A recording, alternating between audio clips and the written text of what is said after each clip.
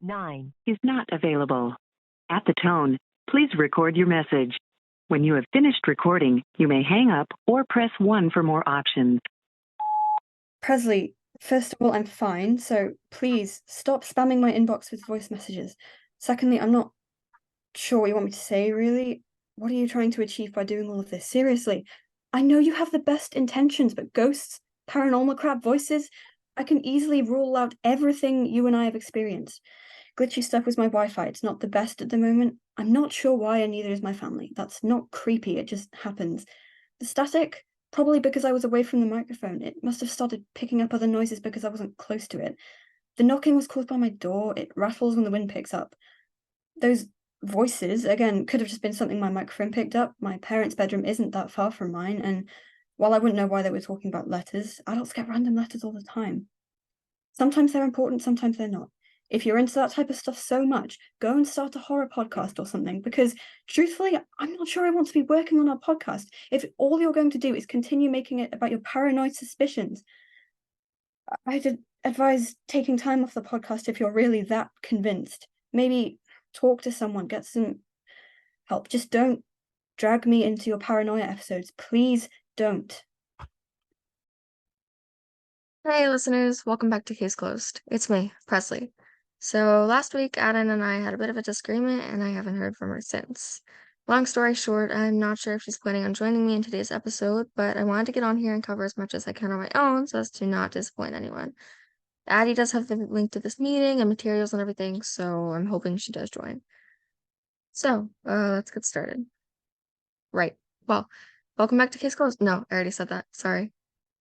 Well, I guess I'll start off by introducing the episode. This week, I'll be focusing on Pearl's husband and one of the main suspects, Bob Adams. I will go over his background and relationships with the other suspects. Let's see. So, hey, Hello. I'm sorry. I wasn't trying to scare you. We should be focusing on the podcast. I'm here to record an episode, not to catch up. Yeah, okay. So today I know. I did read your message. All the resources are here. Are you sure you're okay? What do you think? Oh, please, can we just get on with it? Okay, right. So as I said, we're looking into Bob Adams. So, I'm not sure what to say. right, that's great. Well, you're really not contributing much to the episode so far either. Do you expect me to be overjoyed? At least I'm trying, Adain. You don't think it took a lot for me to just join the meeting today? Oh, it took a lot, really? Yes, really. I am so sick of your stupid, unrealistic theories and hallucinations. Oh, now I'm hallucinating. That's great. Just to clear things up, are hallucinations up a level for mentally unstable? I think they pair together, actually, but regardless, I never said you were mentally unstable. Well, isn't that rich coming from the same girl who an hour ago left me a rambling message about talking to someone and getting some help? You are so literal, and I cannot stand it. I'd rather be literal than have to guess what people really mean. Oh, what's that supposed to imply? Nothing. No, really, what does it mean? No, it really means nothing, Ad. God, you say I'm the literal one, but you're sitting there taking everything I say as if it's a personal attack. Well, guess what, Adain? Life isn't always all about you. Addie, I'm sorry. I shouldn't have said that. No, it's fine. I deserve that. Look, I'm sorry. I know I haven't been the greatest recently. I do want you to know that whatever you're struggling with, while I may not fully understand or believe it, I am here to support you. Thank you. I'm sorry again for what I said. You don't have to apologize. Are we good? Yeah. Can we be besties again? No. Okay. Well, now that you've come to your senses, Hey, we can actually begin recording the rest of the episode. do you want to start over? Yeah, sure. Okay, let me stop the recording real quick. That'd be fun to watch back in 10 years. Oh, like a movie night. Okay, ready? Yep. You count down this time.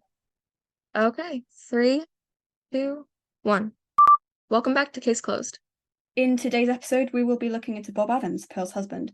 If you don't know who Pearl is, why aren't you listening from the beginning? Check out our previous episodes to catch up with the case we are currently trying to solve. Indeed. So, Bob Adams was Pearl's husband. They got married around 12 years prior to her death, sometime in 1927 or 1928. However, they'd actually been together since high school. Makes Bob's story even sadder. They were in love from quite early on in life. Yeah. Bob was also noted to be close friends with Edith, as she came to the house often, and obviously she was Pearl's best friend. One thing I'd like to do in this episode is uncover a little more about Bob and Edith. She acted weird around him, or at least from what we can tell. Oh, yeah, I forgot to mention something about that. What? So, I found one of those letters. It kind of answered your suspicions about Edith, just a little. Oh my God, really? Can you bring it up? Yeah, about that. I deliberately lost it because I was annoyed. Before you freak out, I can find it.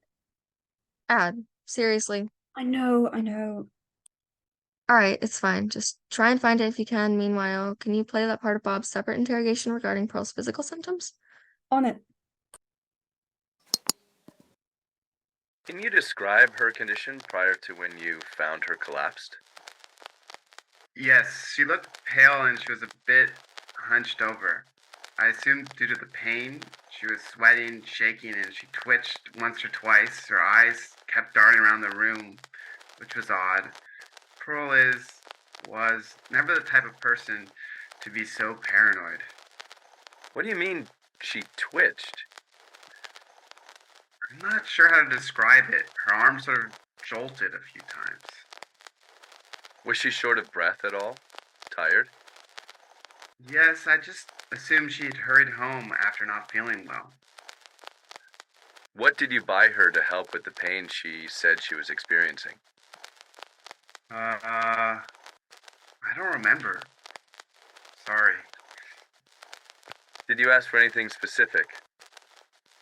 No, I think I just asked for the appropriate medicine to treat stomach pain. I see. And what did you notice about Pearl's body after you discovered it? Oh, goodness. Well, she was pale and... We can circle back to that question later, Mr. Adams. Yes, thank you. We really do need to get going, Edith. Lovely to catch up with you as always. I'll see you next week at the Savory Spoon, assuming that's still the plan? Absolutely. It's a shame you can't make it, Bob. I didn't realize my husband was your best friend now. Well, it certainly is a shame, though you two don't get much time together these days. I'm sure you'll both be able to tear yourselves away from me, at least for a few hours. It's fine. Pearl can tell me all about the things you do that irritate her. Edith Stone! Believe it or not, I love my husband. I think she was joking, dear. I knew that. Presley, my papers are rustling by themselves. Okay, just wonder something probably. Hey, I'm the skeptical one here, and I'm very sure that it wasn't wind or something. I'm not really sure what to suggest. Do you have a paperweight? Yes, several. Okay, got it. We can deal with that when we finish recording. Just make sure the papers don't interfere with anything right now. Yeah, well, there's a bit of an issue, though. What? These papers are notes I wrote to help me find the tapes and other stuff, so we can't exactly move on with anything if I can't access that information. Okay, yeah, that's a little bit of a problem. Just take off the weights. I'm sure it'll be fine. Okay.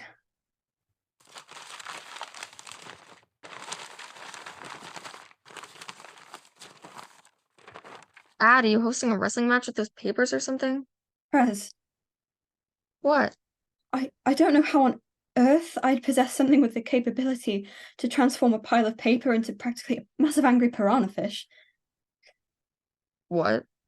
It's the letter. This is the letter. It's the one I told you about earlier, Perez. The thing I lost is just sitting here on top of the pile. What in the Hogwarts did you just say to me? It's literally just sitting there on top of the pile of papers. You mean to tell me that your paper pile randomly started wrestling, then the letter that you lost teleports to the top of the pile? Are you sure? Yeah, positive. No offense, but how much sleep did you get last night? None, but I never sleep, and that's never turned my bedroom into Narnia before. Okay. So what now? I guess we just read the letter. I don't know, I've never witnessed teleportation before, but if you've got any better ideas. Just read it, I guess. Okay, let's see. Edith, while I do appreciate this letter, I really do, my only plea is that I ask you respect the boundaries I set between us. You are one of my dearest friends, yes. But do understand that I'm a married man and would preferably have our future conversations with my wife present. It is getting uncomfortable between us, Edie. And if you truly cared for our friendship, you would kindly comply with my wishes. This is the last letter you'll be receiving for a while. I will not be reciprocating any future messages. I am indeed doing well. Thank you for asking. I mean you no ill intent as I write this, but I urge you to be considerate of my preferences. Best wishes, Bob Adams. Wow. Whatever that was in response to, we definitely need to find. Yeah, agreed. Whatever she said clearly pushed him over the edge, and from what we've come to know of Edith so far, he probably had every right to feel that way.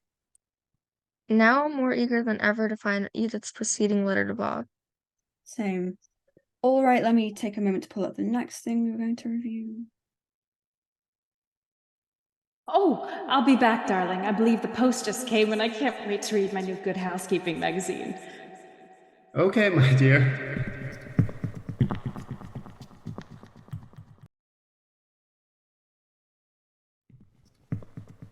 Letter for you, Bob. Oh, thank you, Pearl. Now, I'll be upstairs with my paper. If you need anything, darling, let me know. I'll just be fine, darling. Thank you. Go on and enjoy your read.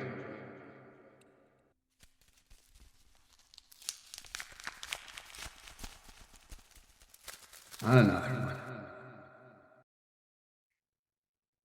Now we'll be discussing a bit about Bob's professional life. As we mentioned in our pilot episode, Bob was the principal at Columbus High School, the school that he, Pearl, Edith, and Darren attended prior to his wife's demise. What we didn't know until recently, though, is that Bob retired shortly after and Darren stepped in as acting principal, only to be permanently hired sometime later.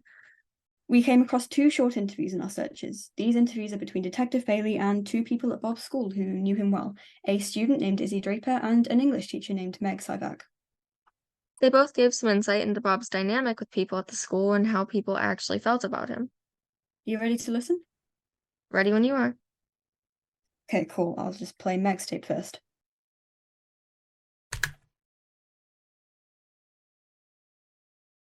Thanks for sitting down with me today, Miss Sivak. Oh, please, call me Meg. Okay, then. Well, Meg, how well do you know your school's principal, Mr. Adams?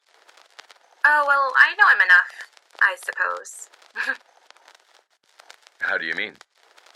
Just that, well, Principal Adams isn't one of the finest principals we've ever had at our school, and it didn't take any of us very long to realize that. What makes you say that? He just isn't, I don't know, friendly? The students don't particularly care for him as a principal either. He isn't very good with the kids, and he's less than amiable when it comes to the teachers and other staff. Why do you think that is? Is it possible his behavior has been affected by what happened to Miss Adams? No, it's not that. He's always been like that. Well, you know, when he first joined our school, he was very kind. Seemed excited to be there with everyone, but as the school years passed, he's been seeming more and more agitated with things. I understand. Would you say that your fellow teachers would agree with your thinking about Mr. Adams? Oh, yes, I know they would. In fact, over the past few months, everyone has been talking about who should be the principal instead of Bob. Oh. And who do you believe that should be, if I may ask? Huh. You know, I have heard many of my coworkers make commentary about Darren Fox as principal. He's in our chef in the cafeteria, at least for right now. Would you agree with your coworkers in thinking that Mr. Fox would be better fit as a principal than Mr. Adams? Yes, I believe I would. And why is that? He's just kind. He's great with the students. They love him, really. He's excited about his job, though he is just a cafeteria worker. I truly think he would be an outstanding principal. Detective? Oh, have I said something wrong? Is there...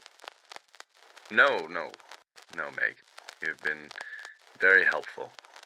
Thank you very much for your time today. Certainly. Oh my god. I know this woman was completely irrelevant to the case, but Meg Sivak is my literal hero right now. she provided us with so much useful info and she'll never even know it. Not to cut this conversation short at all, but I think maybe we should listen to that interrogation from one of the students before we continue discussing this. Yeah, sure. Izzie will probably give a lot of information too. Let me get it up. Did I do something wrong? No, absolutely not, Miss Draper. We just wanted to ask you a couple of questions about your school. Is this about Principal Adams? It is, yes. Okay, go on. I apologize. No apologies necessary. Well, let me begin by asking this. Are you aware of the recent events regarding Mr. Adams' wife, Pearl? Of course I am. It's the talk of the town, as I'm sure you're aware. In fact, my school has asked me to write an entry in our weekly paper. Wow, that is certainly a nice way to honor Miss Adams. I suppose so. Why do you say it like that? Well, I feel terrible about Miss Adams. I do, truly. It's just, Principal Adams has never been my favorite administrator, to put it simply. I believe that a great deal of my classmates would agree with that. I see. Could you elaborate on that a bit? Principal Adams just isn't anyone's favorite. At the end of the day, he's alright. Comes to the building, does his papers and other work, and then goes home. That's just the thing, though, I suppose. It is? Yes, he does what he needs to do, but he's not very involved. He doesn't seem to care much about us students or any of our teachers. I'm sorry to hear that. And you believe that your classmates would agree? I do, yes. Oh, how we wish Mr. Fox could be our principal. Well, is there any other information you need from me? Not for the moment. Thank you for your time, Miss Draper. Yes, of course. Okay, this is actually insane. You don't think... It's Bob? I'm starting to wonder. There's no way. Well, think about it, Perez. I mean, he's obviously got something with Edith, first of all. Second, he always seems off in the interrogations in some way or another. And on top of both of those things, the guy couldn't even remember what medicine he bought like 3 days ago. I get what you're saying, I do, but I also don't think we can jump to any far-fetched conclusions, especially when we haven't even dug deeper to the rest of the suspects. Plus, what's his motive? Maybe, I don't know, maybe she was close to finding out that there was something with Edith. Or maybe Edith was going to tell Pearl. Why not just kill Edith, then? Kidding. Well, do you have any suspicions, since you're obviously not on the Bob train? If I'm being completely honest, I don't have a clue. Yeah. Okay, well, let's discuss more about those interrogations just now. I don't even know where to start. Everyone hated Bob as a principal anyway. I feel bad for the guy, but I feel like, just hear me out, if it was him that hurt Pearl, it may have given him a motive to hurt even more people. Maybe. I don't know, I just really don't think it's Bob, but again, I hear what you're saying. Well, we'll definitely collect more info and details over the next few weeks. Yep. Okay, we ready to wrap up for today? I think so, yeah.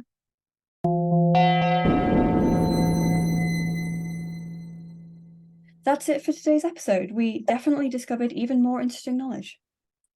In our next episode, we'll be diving into Edith's life and hopefully finding out some more things that will help us solve this case. Bye. Bye!